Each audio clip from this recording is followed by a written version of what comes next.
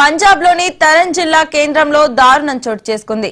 Class room లో విద్యార్థిని మరో లా విద్యార్థి గన్తో కాల్చి చంపిన ఘటన కలకలం రేపింది.